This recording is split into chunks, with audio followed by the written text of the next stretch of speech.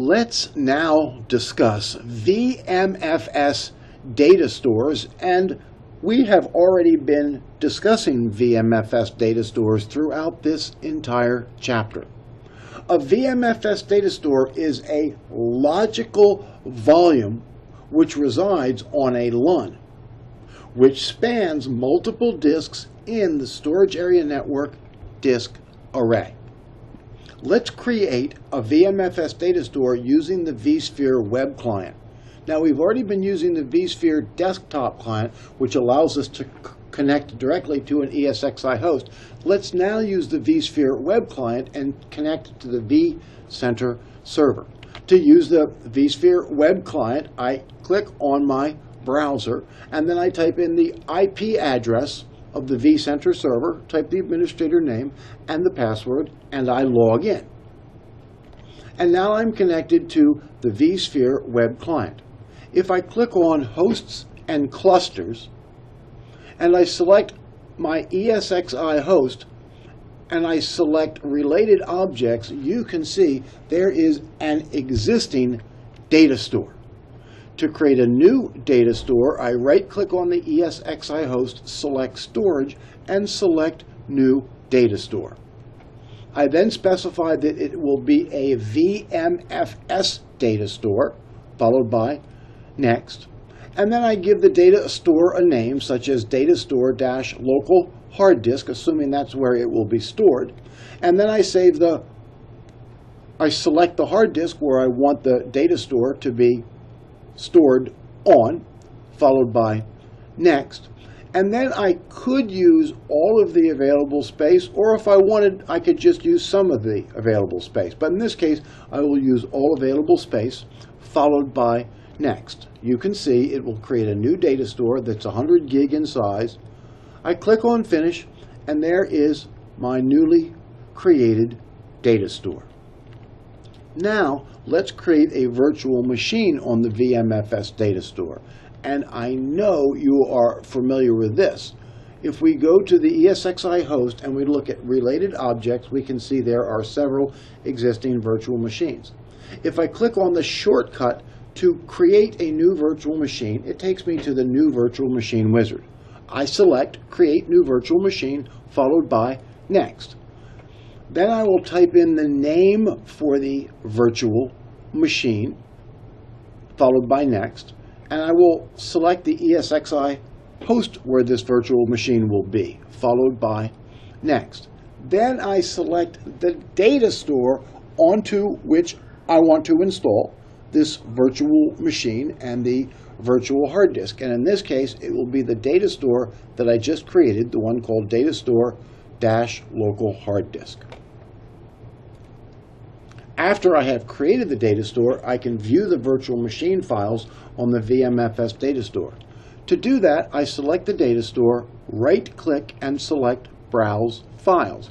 And now you can see there is a folder that corresponds to the virtual machine that I created on this data store, and there is the .vmdk, the virtual hard disk that is associated with that virtual machine, which is stored on that newly created data store. Another way to look at it is to use the Datastore View in the vSphere web client. If I go to the home page on the vSphere web client, I can then click on the storage icon. I click on the storage icon, and you can see that this is my data store, and if I click on Monitor, it shows that this new data store has plenty of free space.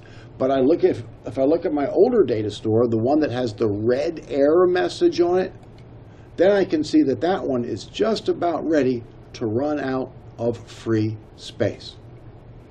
Managing overcommitted data stores. First, let's review what's meant by a thinned provision disk. As you recall, when we created a new virtual machine, we created a new virtual hard disk. We specified the size of the hard disk. We also specified the provisioning method. And we like to select thin provision, because when you select thin provisioning doesn't really use up any space on the data store until data is actually stored to the virtual hard disk. That's why we like thin provisioning. A virtual hard disk does not take up space on the data store until data is actually stored to the virtual hard disk. So, a new thin provision 40 gig virtual hard disk might only take up 10 gig of space on the data store when the operating system is installed, because the operating system only takes up 10 gig. And it would be possible to have 10 thin provisioned 40 gig virtual hard disks on a 100 gig data store. And you might say, wait, that math doesn't add up. 10 times 40 is 400. But keep in mind, with the thin provisioned hard disk, it doesn't really take up any space in the data store until data is saved to that virtual hard disk. And in this case, we've only saved 10 gig to the virtual hard disk. Now, when the disk does fill up, then you or I, as the network administrator, will receive an alarm. And then what we can do is either delete files to free up space or increase the size of the data store. Thin provisioning is a good short-term way of getting the most out of your data storage. Now let's look at increasing the size of a VMFS data store. Two ways to do it. You can add an extent, which is another way of saying add an additional LUN, or you can expand the data store within its existing extent. So let's expand an existing data store that we have. I will select Datastore 2 and right-click on it and select Properties. I will select the disk from which I want to use extra space on, followed by Next. And then we can see that the free space will be used to expand the VMFS volume. Click on Next, and I will use the maximum available space, followed by Next. And then you can see it will create, or it will increase the size of the VMFS data store to 200 gig. I click on Finish, and there is the new data store, which is 200 gig. I click on Close, and now we can see that Datastore 2 is now 200 gig in size. Unmounting versus deleting.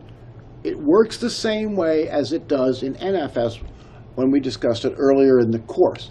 If you select the data store and you select Unmount, that simply disconnects the data store, but it doesn't delete the data.